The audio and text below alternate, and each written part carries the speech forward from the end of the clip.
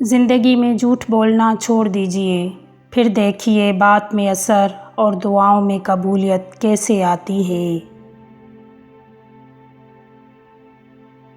اچھا بولو، اچھا سوچو، کیونکہ بدگمانی اور بدزبانی دو ایسے عیب ہیں جو انسان کے ہر کمال کو زوال میں بدل دیتے ہیں۔ ہمیں ڈھانپ کے وہی رکھنا چاہتا ہے جن کے لیے ہم قیمتی ہوتے ہیں، پھر وہ ہمارا رب ہو یا کوئی انسان۔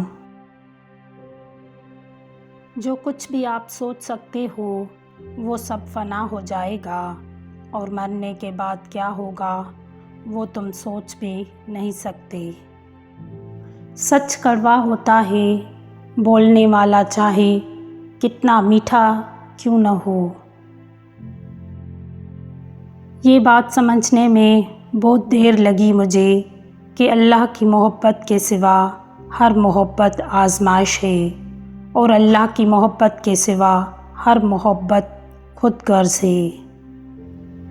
بھلائی کے لیے بولا گیا جھوٹ فتنہ اور فساد پیدا کرنے والے سچ سے بہتر ہے۔ دنیا میں رہتے ہوئے دو چیزیں خاموشی سے کرو، ایک محنت اور دوسری عبادت۔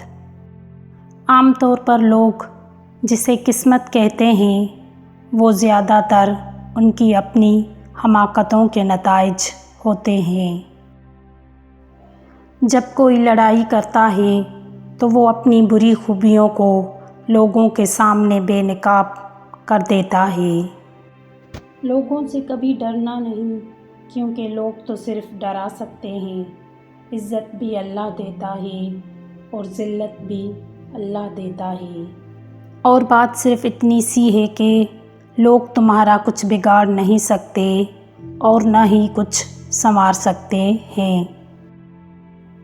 تین چیزوں پر انسانی دماغ غور کیے بغیر رہ نہیں سکتا: خوراک، خوبصورت لوگ اور خطرہ۔ جھوٹے انسان کے ساتھ کبھی بحث نہ کریں، آپ ان سے بحث میں کبھی جیت نہیں سکتے، کیونکہ وہ اپنے جھوٹ پر یقین رکھتے ہیں۔ اگر تمہاری اولاد میں ایک بیٹا اور ایک بیٹی اور تمہاری استاد فقط ایک کو درسگاہ بھیجنے کی ہو تو تم بیٹی کو بھیجنا۔ دنیا اتنی بری نہیں ہے جہاں 10 لوگ تمہیں گرانے کے لیے کھڑے ہیں، وہاں ایک ہاتھ ضرور ہوگا جو تمہاری حفاظت کرے گا۔ جو دل سے اتر جاتے ہیں پھر اس سے فرق نہیں پڑتا کہ وہ کدھر جاتے ہیں، اور جو دل میں اتر جائیں وہ جہاں بھی چلے جائیں دل ان کے ساتھ چلا جاتا ہے۔ یاد رہے کہ انسان کے کردار کی 2 ہی منزلیں ہیں، ایک دل میں اتر جانا یا دل سے اتر جانا۔